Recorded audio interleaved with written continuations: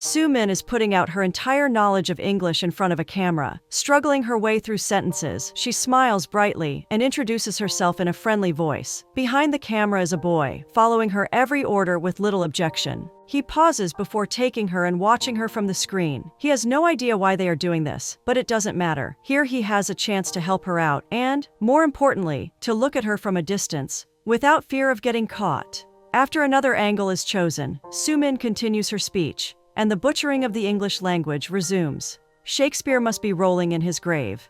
Studying requires too much energy, so everybody is sleeping in the library in the next scene. Everybody except the boy we already met. As somebody keeps trying to tease him, he remains cool and concentrated. The gods of procrastination should really fear him. As it turns out, if he's not studying or spending time with Soo-min, he's simply existing until provoked to speak. His best friend, Ji-hoon, thinks he's wasting the best time of his life on meaningless stuff. That Demise is swinging his scythe continuously, and one can never know when it's going to swing at one's neck. As it turns out, Ji-hoon is touching on this depressing existential matter of finality for a very specific reason. Something very important is being hidden from him. His best friend is going through terrible times and chooses not to speak with him about it. In this scene, the fact that Soo-min's friend has a huge secret is emphasized, but what exactly this secret is not yet known. Ji-hoon is extremely angry at him. He is cutting all ties and walking away with the intention of never speaking with him again. Very soon, we see him in a hospital, wearing a patient's attire. He doesn't appear to look too terrible, but he seems to have friends from the oncology department.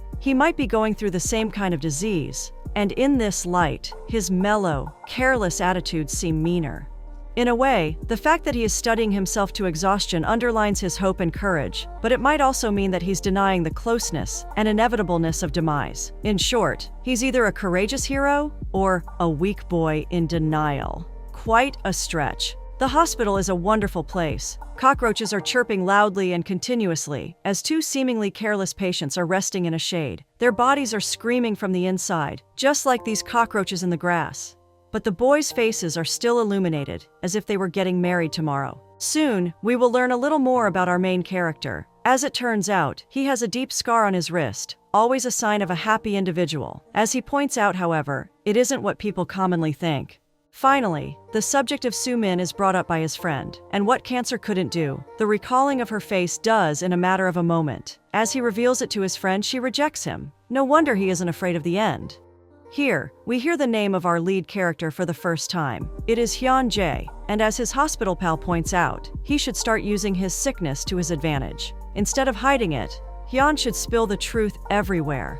It all sounds extremely lame, but the friend has a point. If a person accepts you in this terrible, weak, and near-lifeless state, then there is no doubt that they love you. In a way, the sickness is a filter of gold. Soo-min would probably reject him anyway, though, so it is a good thing that she doesn't know. This must not be the whole truth, however. In the next scene, Soo-min is told about Hyun's condition by Ji-hoon. In the girl's mind, the vision of Hyun is connected to a mystery, something very interesting and conflicting. This might turn her attitude around. Perhaps she will even regret rejecting the boy. It is for the future, however. This time, she will spend some time with Hyun's Ji-hoon at McDonald's. Spicy news indeed. That evening, Hyun does something unusual. Sneaking inside the school, he does what everybody dreams of, at least once in their lifetime. Gathering up all his textbooks and notebooks, he throws them in the trash. It is a summer's scolding day outside in the next scene. A girl from his school approaches him and starts going on and on about her day in school. As it turns out, Hyun has just skipped a test, and the girl is so jealous that he gets to do that. The problems at school consist of threatening tests and intricate relationship patterns between classmates. Unfortunately, Hyun isn't really a part of that environment anymore. He spent that night in the hospital, shaking in bed from the cold. The next morning, Soo-min gets to know a new student. She is eating her lunch when she notices him sitting beside her in some distance, gazing and smiling like a maniac. He seems to be a nice kid, but his eyes show a special interest in Soo-min, or, in a better case, her food. To see in which class he will be placed, this boy takes a test in the next scene and strolls the streets with Soo-min. His smile almost seems to be glued to his face as he continues to speak about ordinary stuff.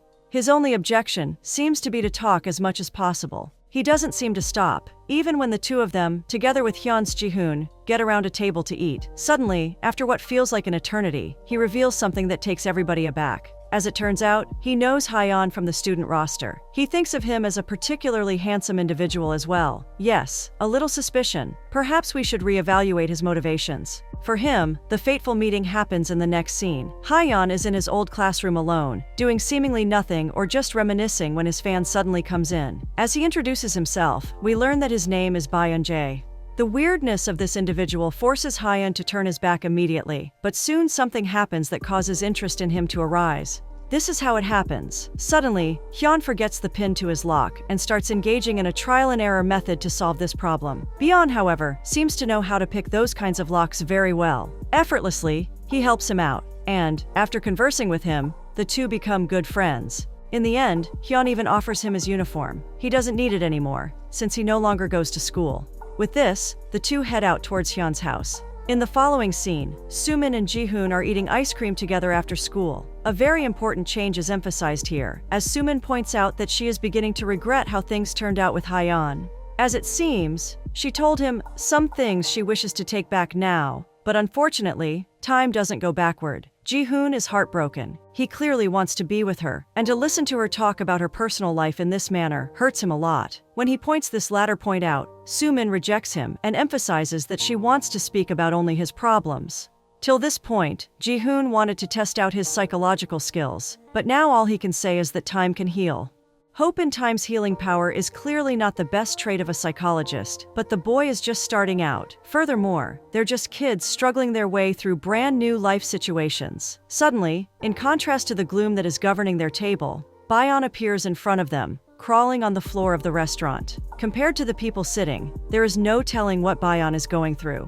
In any case, his goofiness reminds the duo at the table that good emotions also exist. Perhaps Baeun should think about becoming a psychologist too. His lobby will always be filled, and he won't even have to do anything. Hyeon and Baeun, whose names seem to be taken from some middle-aged fairy tale, go to Hyeon's apartment then. Here, we learn that the new student is from LA. A better, much more interesting, and important news, however, comes to Hyeon later in a few minutes. They are arranging his clothes when suddenly, Baeun reveals to him that he knows both Jihoon and Sumin. He also says that the two seem to be quite close. Even more, they are giving off the kind of vibe that couples often do.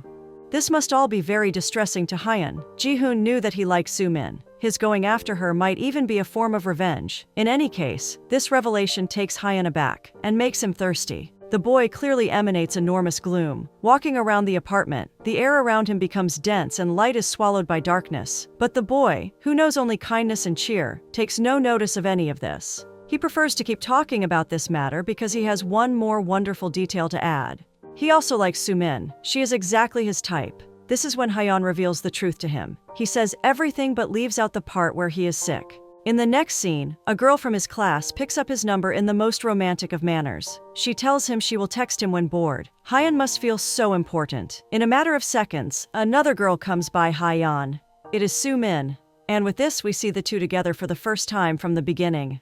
The girl must have noticed Hyun giving the girl his number, and she seems a little upset by this. At first, her emotional state doesn't allow her to express how much Hyun means to her. Ambiguously, she urges him to fight for something harder, and not throw away everything he has ever worked for. In a way, she might be implying that Hyun should fight for her, and that he should keep on fighting to get her, but clearly, there is very little chance of that happening. She knows about his condition, so the better guess would be to say that she is urging him not to lose hope in the face of the impossible struggle he is going through. Afterward, she starts talking about what's important and emphasizes it, especially that dating and relationships should be the main priorities during this turbulent part of their lives. At first, Hyeon suspects that she's just saying this because she feels bad for rejecting him earlier. But Sumin isn't trying to justify herself at this moment. She truly thinks this. In a way, she is right too. If you think about it, Hyun is not a chameleon to move his eyes separately in two different directions. He should remain focused and fight for one thing that's truly important. This is especially true in his case. That night, Hyun and Baeun ate their supper together. Here, the process of getting closer is shown as the two realize that they have a somewhat similar perception. They seem to have noticed one special old biker. For some reason, the man emanates an enormous amount of mystery, as if he has a role to play in everybody's lives. His story could be anything. Baeun paints an extremely melodramatic picture of what the man's life could have been. Highly unlikely, but still interesting enough. It is surprising that the same kind of picture appeared in Hyeon's mind as well. The two must be having some kind of mischievous, invisible connection. In short, these two young men are beginning to draw themselves into an imaginary world where everything means more than is obvious. The similarity of their names allows for this assumption as well. Hyeonjae and Baeonjae. This could not be just a coincidence. Somebody in heaven must have been a little tipsy when coming up with their story. After talking about this mysterious man, Baeon brings up the subject of Soo-min. He emphasizes something that is surprising, yet very possible from Hyeon's perspective. Soo-min might have rejected him because he is transferring. Here, Baeon points out all the disadvantages of dating when there's a lot of physical distance between them.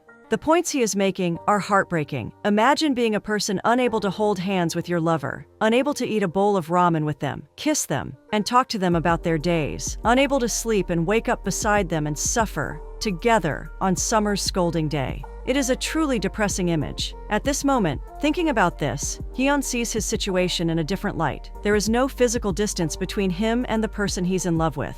In the next scene, while walking in a park, he starts thinking about a hypothetical problem that Baeon introduced earlier. The problem is the following. If bad people go to hell, where devils like bad stuff, wouldn't they be accepted and praised there? If devils like evil, they would like evil people too, and they would greet them with a warm welcome. But still, everyone says that bad people go to hell to suffer. Baeon came up with this problem on his own while being bored. He cannot do otherwise. His brain is constantly working to come up with unanswered or difficult questions to further its understanding of the universe. Naturally, however, people just think he's weird and goofy. You can't blame them though. Just remember his crawl in the restaurant. In this moment, the two friends develop a deeper, stronger bond as Hyeon tries to solve the problem. It is when he appears very close to the answer that both clap a high five of happiness. Devils will still torture evil people because they hate to see the happiness of men. What a great discovery to high five about. With this, the two keep on walking, but suddenly, something very abrupt happens. As if the ground were being swept behind his feet, he loses balance and falls down in one quick motion. He has completely lost control over his mind and his body in a matter of seconds. The whole school learns about Hyeon's condition then. In the next scene, he is telling Soo-min all about it in an empty classroom, when the girl becomes very mad at him. She cannot help but notice how he's telling the truth now, and how he's talking about it as if it were nothing. Hyeon denies this. He knows what he feels, and is sure that he's not indifferent, but the girl doesn't appear to see that. She thinks Hyeon is selfish for keeping his condition a secret. Till now, she's been feeling guilty for rejecting him. But now she thinks she made the right choice. It feels as if she is speaking in full honesty, spilling everything that is inside without a special thought. But as we soon learn, there is one more thought that causes her to feel an enormous amount of bitterness. This is how she explains this thought to Hyeon. He asked her out even though he knew he was going through a terminal illness. In a way, it means that he was ready to put her psychological health and happiness at risk. No man truly in love would do that. And so, this is the main reason why she rejected her. She is afraid of the moment he dies. Hyeon has nothing to say in response to this, but when he sees her walking away, he finds himself standing up and calling her. This is the moment he should say something important, something that will wrap the whole story up and give it a special meaning. But all he manages to say is a question. He asks Soo-min if she likes him. For better or for worse, the answer is positive. In light of this revelation, the goodbye is much more sorrowful for both.